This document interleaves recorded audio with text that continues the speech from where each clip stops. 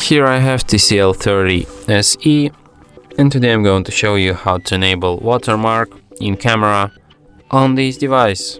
So firstly you have to open camera, then tap on the gear icon to access its settings, and here you can enable watermark. You can enable date and time, or phone model and date and time watermark.